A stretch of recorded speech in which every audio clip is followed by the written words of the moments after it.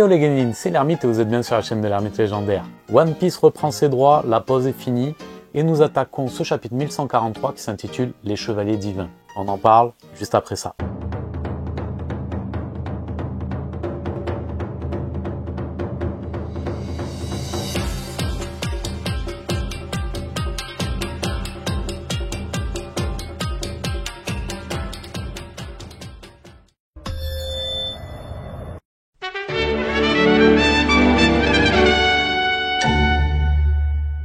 Pas de suite au périple de Yamato cette semaine, mais un très beau color spread des Mugi qui font une course de poissons volants.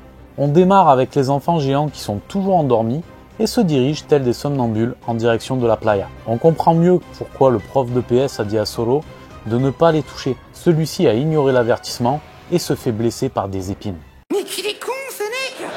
Mais qu'il est con! On remarque toutefois qu'il semble suivre une sorte de route probablement fléchée par Junko. La situation est compliquée sur Elbaf. L'alerte est donnée pour les gosses, mais les géants doivent également juguler l'incendie amorcé par Loki. Les pompiers arrivent. Au feu les pompiers, y'a Elbaf qui brûle. Au feu les pompiers, Elbaf il a cramé. À la surprise générale, ces derniers n'arrivent même pas jusqu'à l'incendie puisqu'une sorte de squelette géant les aplatit en vol d'un joli smachu.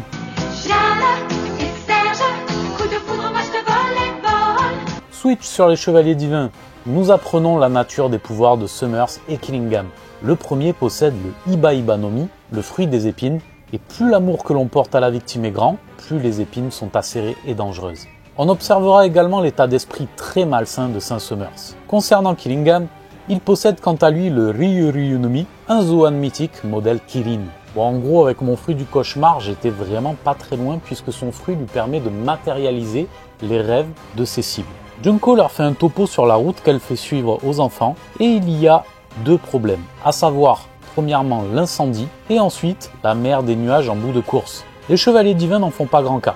Il suffira de faire marcher la prochaine fournée, disent-ils, s'il arrive quelque chose aux enfants. La détentrice du pouvoir des flèches fait également remarquer à ses comparses la présence du Yonko, Luffy au chapeau de paille sur l'île d'Elbaf. Méfiance donc. Nous retrouvons enfin Loki qui poursuit ses menaces, mais Luffy décide d'agir. Dans une double page incroyable, Loki s'effondre suite à l'attaque de Luffy. Et je vais dire juste ça au passage, mais Oda nous gâte vraiment avec ses doubles pages en ce moment. Le prince maudit a tenté un coup de bluff, mais il était déjà aux portes de la mort. Malgré tout, Luffy demande à l'équipage des nouveaux géants de le soigner. S'ensuit alors un flashback sur la jeunesse de Ajrodin et Loki. On peut ressentir toute la rancœur que celui-ci éprouve pour Loki, le fils légitime de leur père. Et peut-être un peu de jalousie au passage. Il a été humilié maintes fois, traité de bâtard au sang impur. Sang de bourbe.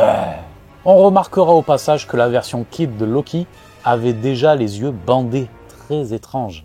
Alors qu'il lève sa hache au-dessus de son frère, Loki l'interpelle. Il dit en somme qu'Ajrodin est tellement aveuglé par sa rancœur qu'il ne voit pas plus loin que le bout de son nez. Il conclura ce chapitre en lui posant une question.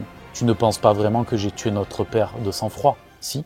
Ouha! Ça c'est du chapitre comme j'aime. Enfin, le final du moins. Mais deux grandes questions se dégagent de ce chapitre. La première, le fruit de Killingham. Quelles en sont les limites? Il a l'air over-cheaté son fruit. Je pense que seule l'imagination limite son pouvoir. Il peut utiliser ce fruit plusieurs fois simultanées sans que cela n'annule les effets de l'utilisation précédente. Quand même, ça ouvre le champ des possibles. Hein. Deuxièmement, et pour conclure, la mort du roi Harald cache une vérité. C'est sûr. On s'en doutait déjà, mais là c'est confirmé par Loki. Il dit que son frère ne voit pas plus loin que le bout de son nez. J'ai très hâte de savoir quelle vérité dérangeante se cache là-dessous. Voilà, c'est tout pour aujourd'hui les guénines. J'espère que vous avez aimé ce petit résumé du chapitre 1143. Les Chevaliers Divins dévoilent leur pouvoir petit à petit, et c'est très intéressant tout ça. Allez, je vous dis à la prochaine. Les petits pouces en l'air, abonnez-vous, likez, partagez. Je compte sur vous pour soutenir la chaîne. Je vous dis à très bientôt, soyez curieux, construisons notre légende. Ciao.